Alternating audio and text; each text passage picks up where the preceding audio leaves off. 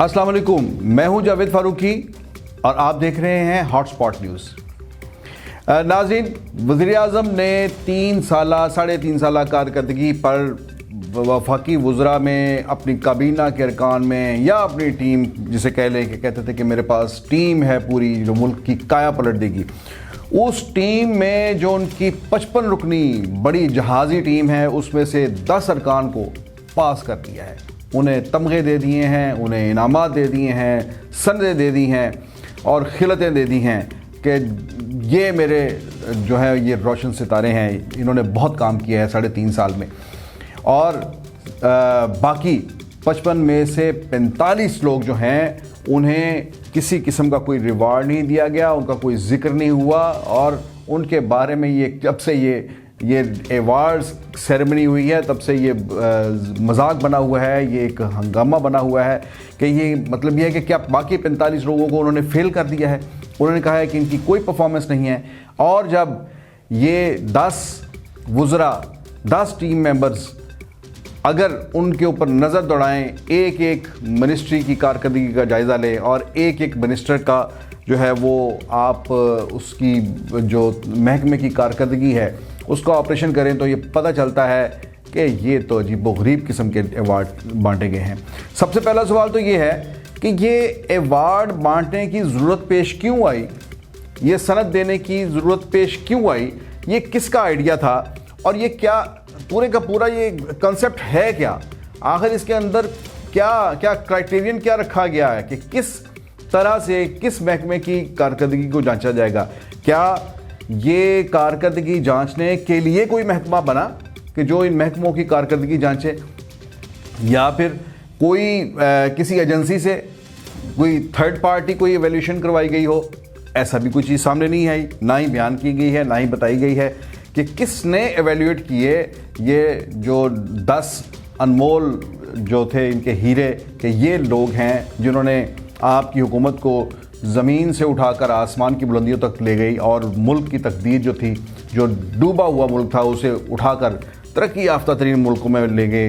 इसे मलेशिया बना दिया है, इंडोनेशिया बना दिया है, या शायद ये बांग्लादेश के ही पीछे चल पड़ा है। कुछ भी नहीं है। और फिर ये 10 लोगों को ये अवार्ड क्यों कर दिए गए, ये सवाल है। इसमें कई चीज़ें जो हैं वो जो है इसके पहलू सामने आ रहे हैं। एक तो ये कि क्या वज़ीर-ए-आज़म ने बाकी 45 लोग जो हैं उनको लेट डाउन किया है, और क्या ये 10 लोग जो हैं ये ही उनके जो हैं वो सबसे कॉम्पिटेंट लोग हैं। क्या ये ऐसे ही है? अगर ऐसे ही है तो फिर बाकी लोगों का क्या कसूर है? फिर इसके साथ साथ ये भी देखने में आएगा, ये भी देखा जाएगा कि क्या कहीं ये किसी सियासी दबाव का शिकार तो नहीं वज़ीर-ए-आज़म हो गए।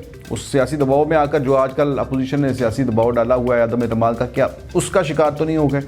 और उसमें से निकलने के लिए, ये लोगों को बताने के लिए कि हम तो पूरा, हमारे पास सिस्टम है, हम पूरी परफॉर्मेंस जो है उसको गेज कर रहे हैं कि कौन काम करता है कौन नहीं काम करता, और उसके बाद मेरी पूरी नज़र है पूरी कारकर्दगी के ऊपर, और ये हैं जिन्होंने टॉप परफॉर्मर हैं। और फिर ये कि अगर जिन्होंने काम नहीं किया उनकी सज़ा क्या है, आखिर क्या उनकी मिनिस्ट्रीज़ जो हैं वो शफल की जाएंगी? ये बहुत से सवाल हैं, बहुत बड़ी बहस है जो खान साहब ने छेड़ दी है बैठे बिठाए, जिसका ये काम उन्हें बहुत खूब आता है कि जब कोई इशू ना हो तो वो खुद इशू दे देते हैं, इशू क्रिएट कर देते हैं। तो भला हो खान साहब का, जिन्होंने जो अपोजिशन जो फारग बैठी हुई थी उसे काम करने के लिए दे दिया, जो लोग नाक़दीन जो थे उनको भी अच्छा खासा सामान फराहम कर दिया। या तो इसमें कुछ सब्सटेंशियल चीज़ें होती जिनकी बुनियाद पर आपने ये काम किया तो फिर हम उसकी तारीफ़ भी करते।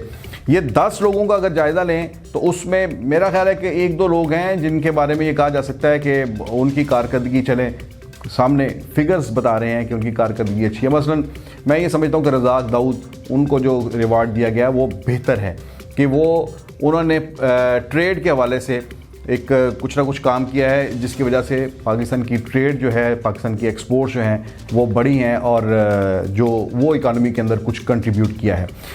2 चीज़ें जो सबसे बड़ा जो मसला थी, जो खान साहब के लिए जो मसला थी और जो बताया गया कि यही सबसे बड़े चैलेंज हैं, उनका तो कहीं जिक्र ही नहीं आया। मसलन एक सबसे बड़ा जो चैलेंज था वो था आपका इकोनॉमी का।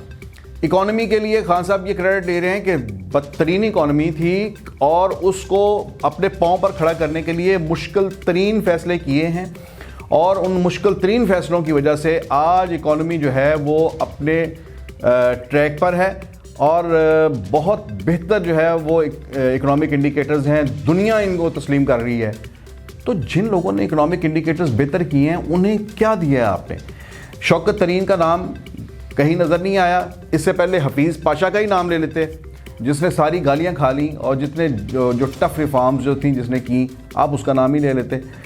अगर वो साबिक वज़ीर भी था तो उसका जिक्र ही कर देते कि उसने एक काम जो बुनियाद रखी, उसके बाद तरीन साहब ने इसको चलाया और आज हमारी इकॉनमी जो है वो हम बेहतरी की तरफ जा रहे हैं। तो ये बहुत बड़े क्राइसिस में से हमने निकाला। सो आपने ये तस्लीम कर लिया कि आप इकोनॉमिक क्राइसिस को ओवरकम नहीं कर सके और इकोनॉमी आज भी जो है वो ख़राब हालात में है। ये अपोजिशन का जो बातें हैं, जो बहुत बड़ा जो इल्ज़ाम है, ये उस इल्ज़ाम को आपने इंडोर्स कर दिया है। नंबर 2, सबसे बड़ा जो नारा था आपका कि आप इन्वायरमेंट पर बहुत ज़्यादा काम कर रहे हैं। मसलन आपने ये कहा कि हम दुनिया भर में इसकी मिसालें दी जा रही हैं, अक़वाम मुत्तहिदा में उसकी मिसाल दी गई और अमरीकी सदर ने उसका जिक्र किया, वो बरतानवी वज़ीर आज़म ने जिक्र किया उसका।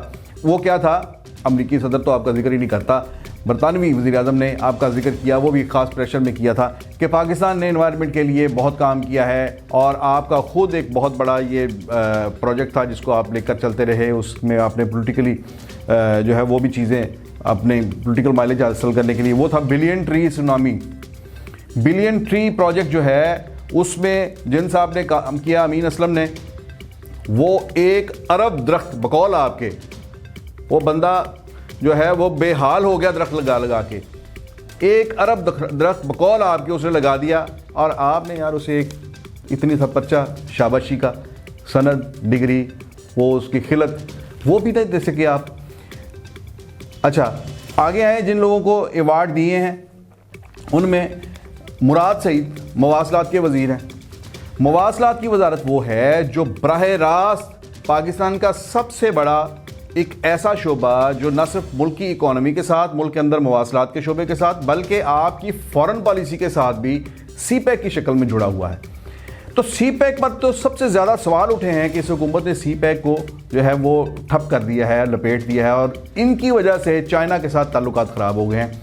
तो मवासलात के वज़ीर साहब को किस खुशी में, किस कारकर्दगी पर, किस कारनामे पर उन्हें ये सनद दी गई है, उन्हें डिग्री दी गई है, ये भी सवाल हल तलब है और इसका भी जवाब आना जो है वो बाकी है।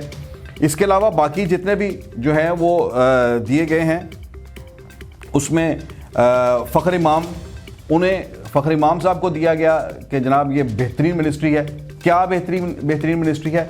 एक मुल्क जो गंदम में एक्सपोर्ट कर रहा था, चीनी एक्सपोर्ट कर रहा था, आपके दौर में पाकिस्तान गंदम और चीनी इंपोर्ट करने वाला मुल्क बन गया। अरबों रुपए का ज़र मुबादला जो है वो आपने खर्च किया गंदम और चीनी की इंपोर्ट पर। मुल्क के अंदर फूड सिक्योरिटी का इशू आपने बना दिया और फ़ख्र इमाम साहब को आपने तमगा दे दिया कि बेहतरीन कारकर्दगी है। आगे चलें, मुईद यूसुफ आपका वज़ीर ख़ारजा को आप किसी खाते में नहीं गिन रहे, और वो मैं फिर बात करता हूँ क्या। और मुईद यूसुफ वो सिर्फ एक नेशनल सिक्योरिटी का जो प्लान है, नेशनल सिक्योरिटी पॉलिसी जो है उसको डॉक्यूमेंटेड करने में उसे बेहतरीन कारकर्दगी दे दी।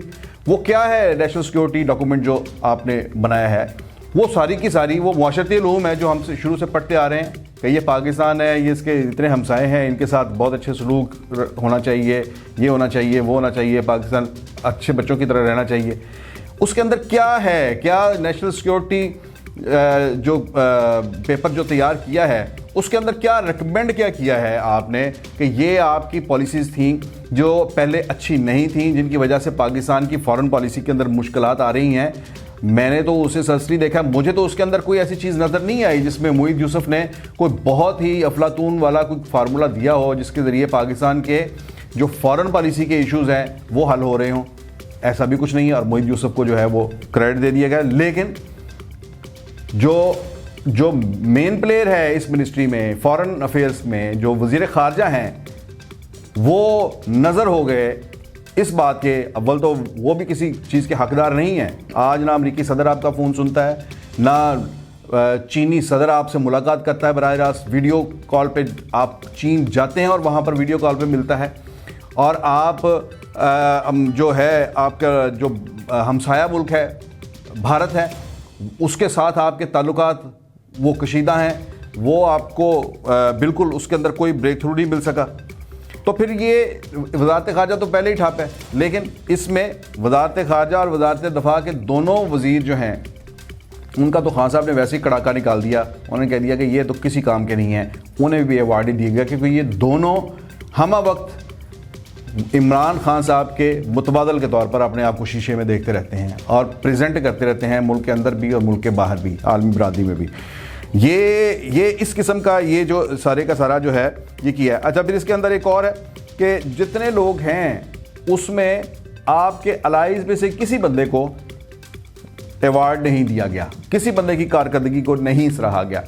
और ये हुकूमत जो है अगर इसके अंदर नज़र दौड़ाएं, वो तो वैसे ही ये है कि कोई पीटीआई फेसेस तो ऑलरेडी नहीं है, वो सारे इधर उधर से पकड़ कर ये सारी हुकूमत जो है वो जुड़ी गई है। कुछ दूसरी पार्टियों से ले लिए गए इलेक्शन लड़ने के लिए, इलेक्टेबल्स ले लिए गए, उन्हें उनके इलेक्शन जीतने के बाद उन्हें बनवा दिया गया। गुलाम सरवर खां हो गए, फ़ख्र इमाम हो गए, दूसरे तीसरे जितने भी हैं ये सारे। और जो पीटीआई फेसेस थे उनमें भी अली जैदी, वो उनका कहीं पर नाम नहीं है, या हमाद अजहर, शिबली फराज, इनका कहीं पर नाम नहीं है। ये पीटीआई फेसेस हैं जो पुराने जो पीटीआई के साथ जुड़े हुए हैं, ये लोग हैं, हमाद अजहर हैं, शिबली फराज हैं। इनकी कारकर्दगी भी आपने उसके ऊपर ज़ीरो लगा दी। तो ये अजीबो गरीब किस्म का बयान नज़र आया है खान साहब का, जिसमें मुझे तो ऐसे लगा है कि जैसे कोई मेरिट नहीं बल्कि पर्चियाँ चल गई हैं इस पर। कहीं से कोई पिंडी से पर्ची आ गई, कोई आपारे से पर्ची आ गई, कोई किसी दोस्त से पर्ची आ गई, कोई कहीं से आ गई, कोई कहीं से आ गई, पर्चियाँ चल गई हैं एक बार फिर इसमें। और ये सरासर एक बुखलाहट नज़र आई है इस पूरे के पूरे इवेंट में, एक मुज़्ज़िका खेज़ एक एक्टिविटी नज़र आई है जो आने वाले दिनों में भी ये बहस का मौजू बनी रहेगी। खान साहब बादशाह आदमी हैं, वो इस किस्म के काम करते रहते हैं। देखते हैं इसके बाद वो क्या नया उन्वान, नया मौजू, नया शोशा छोड़ते हैं जिस पर लोग और अपोजिशन जो है वो उस पर जो है अपनी तबाह आजमाई करें वो, और खान साहब की अकल के जो हैं वो कसीदे लिखे जाएँ। आपसे फिर मुलाकात होगी, अपना बहुत ख्याल रखिएगा। अल्लाह हाफिज़।